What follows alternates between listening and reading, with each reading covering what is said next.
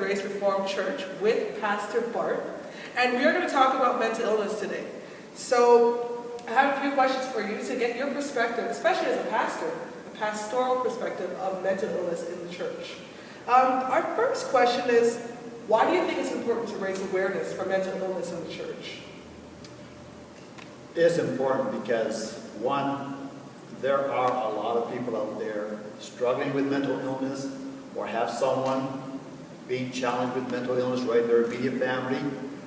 And they need to know that there are many other people out there struggling in the same way, rather than trying to keep it silent. And second, regretfully, there is this stigma on mental illness. If you have a physical illness, the church wraps their arms around you and wants to support you. And we're starting to do that better with mental illness, but there still is that stigma. We hear comments like, that person must be psycho, that person must be crazy, or even that the individual himself or herself may think that, and just struggle in silence. And so we end up even adding to the burden of their mental illness, but now also not able to come out with it, and making them feel shame or so. And then finally, the church is to be involved in the ministry of healing, as Jesus was. Right. And one way that we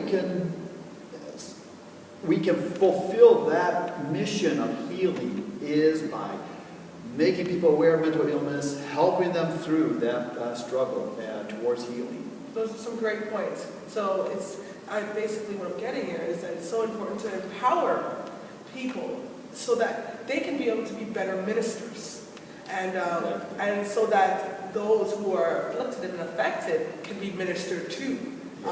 Because I totally understand that whole idea of having all this self-talk that's so negative, and then having it reinforced by those who are supposed to be your support systems. Mm-hmm. So yes, definitely great points. Yep. So my second question is, what are some misconceptions about mental illness that you have seen in your experience?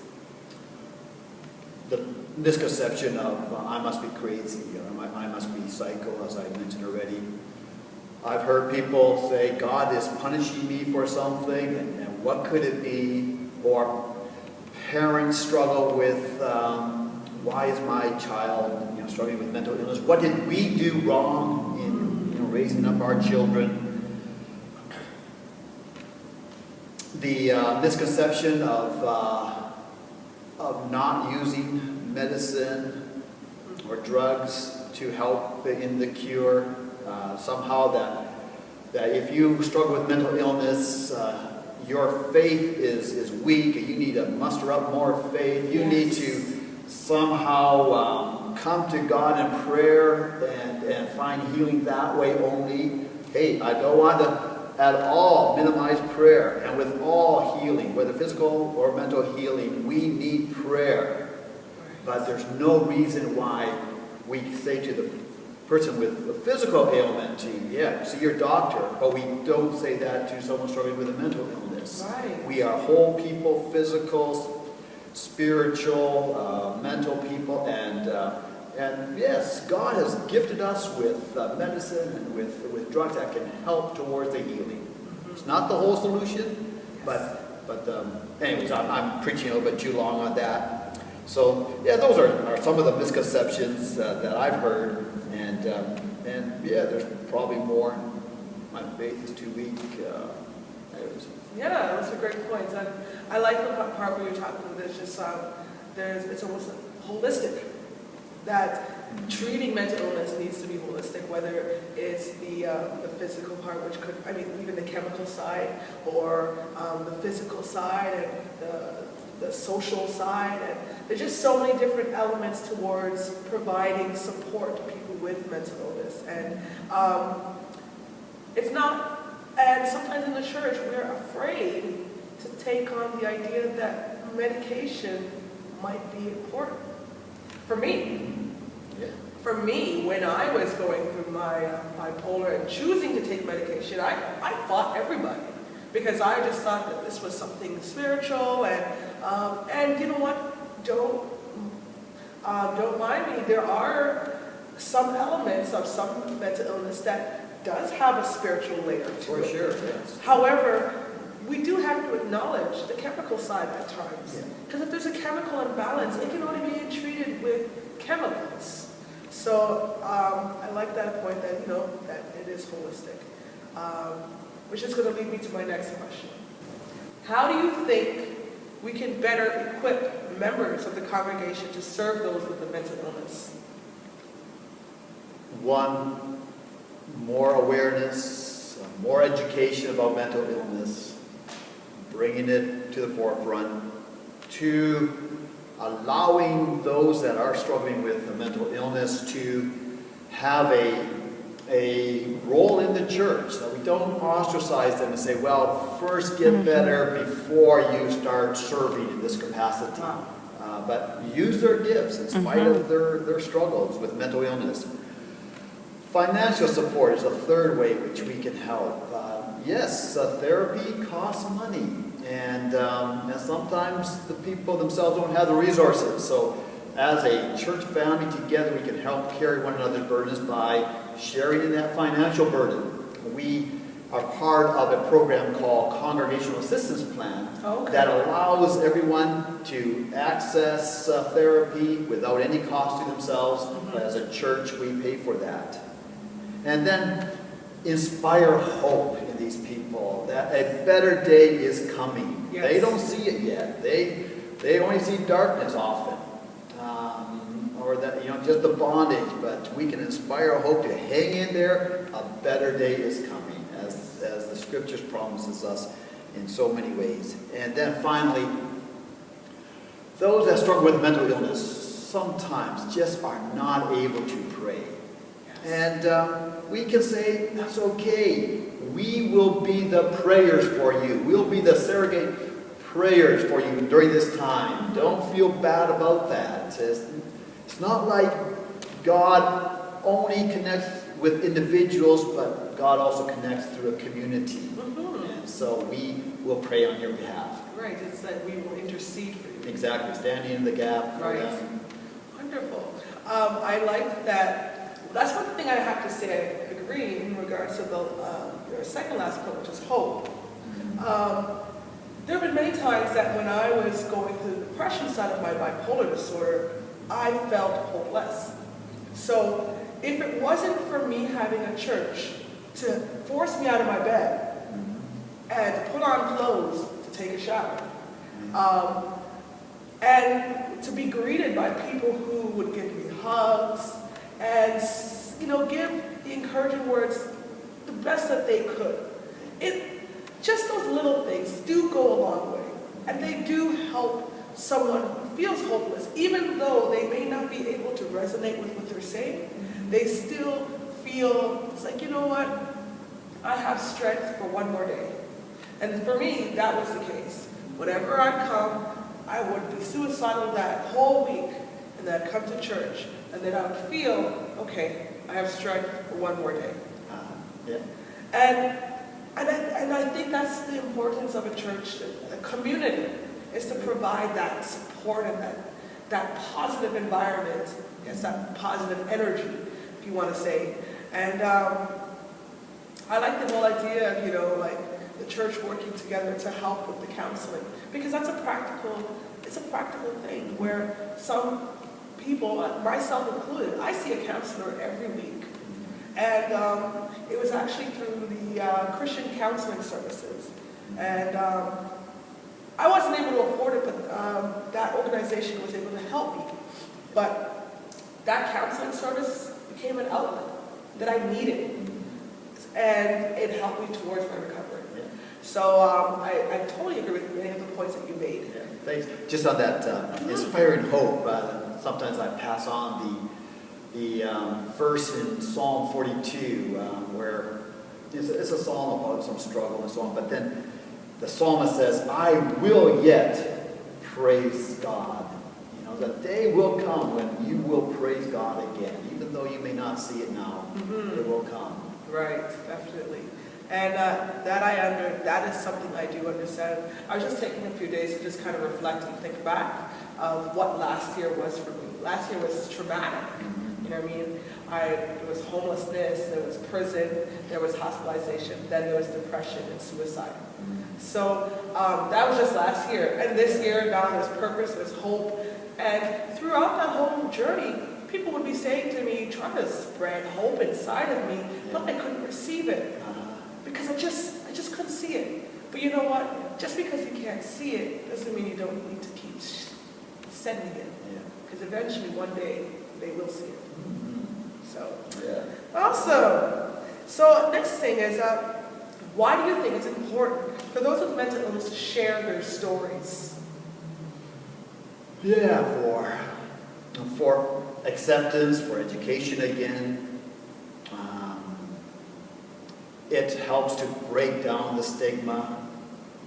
Other people hearing the stories of those that are struggling with mental illness and recognizing that they are not alone. Yes. And that there are other people that are still functioning well, even while they are being challenged with mental illness. That only creates that extra strength to carry on. It helps to make other people like me who don't have too much direct connection in my own personal life or my immediate family with mental illness to appreciate the kind of challenges that other people are going through. And to experience a little bit of empathy with them. Now, that I might also be able to, be a blessing to those that are going through a tough time like that. And a way to help carry one another's burdens as God challenges us to do, Romans 12 and in other passages.